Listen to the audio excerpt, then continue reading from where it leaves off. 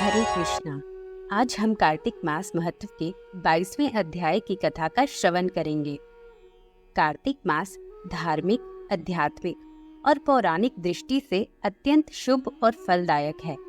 इस मास में किए गए पुण्य कार्यों जैसे दीपदान, तुलसी पूजा, व्रत, स्नान, दान और भगवान विष्णु की आराधना से विशेष फल की प्राप्ति होती है।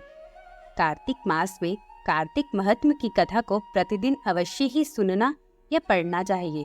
इससे मोक्ष प्राप्ति के मार्ग और पुण्य के प्रभाव को समझा जा सकता है, जिससे व्यक्ति जीवन में पवित्रता और संत गुणों को अपनाने की ओर प्रेरित होता है।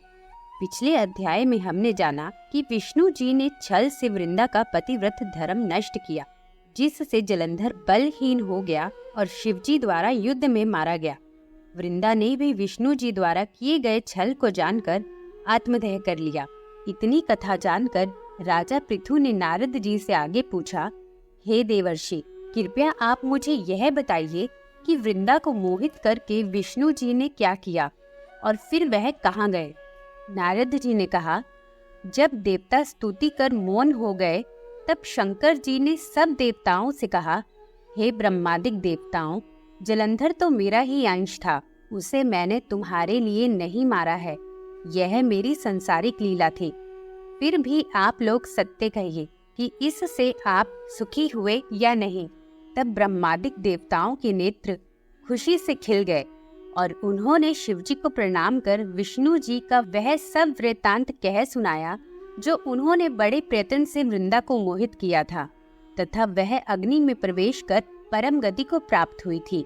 देवताओं ने यह भी कहा कि तभी से वृंदा की सुंदरता पर मोहित हुए विष्णु उनकी चिता की राख लपेट इधर उधर घूमते हैं।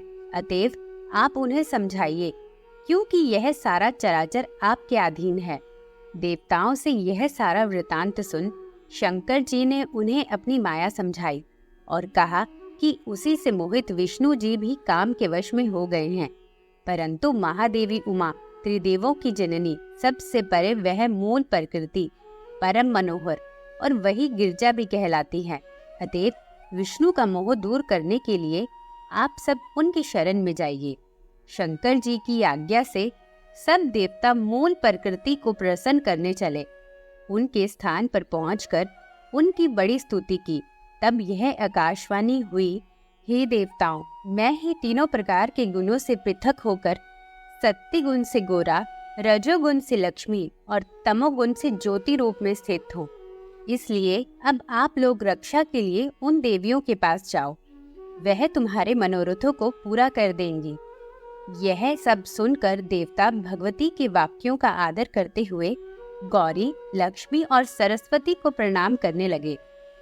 सब देवताओं ने भक्ति पूर्वक उन सब देवियों की प्रार्थना की। उस स्तुति से तीनों देवियां प्रकट हो गई। सभी देवताओं ने खुश होकर निवेदन किया। तब उन देवियों ने कुछ बीज देकर कहा, इसे ले जाकर बो दो तो तुम्हारे सब कार्य सिद्ध हो जाएंगे।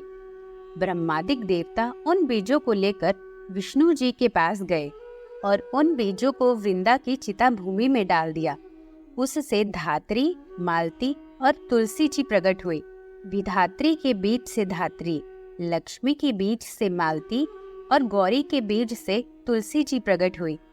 विष्णु जी ने ज्यों ही उन स्त्री रूप वाली वनस्पतियों को देखा तो वे उठ बैठे, कामासक्त चित्त से मोहित हो उनसे याचना करने लगे।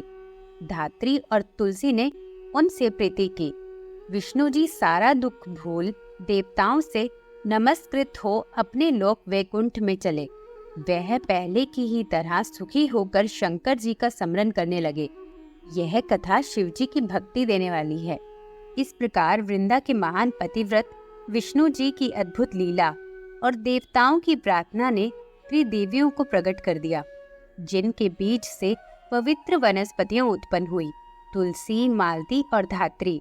श्री विष्णु ने तुलसी को अपनी अर्धांगिनी का स्थान प्रदान किया और तब से तुलसी उनकी प्रिय मानी गई।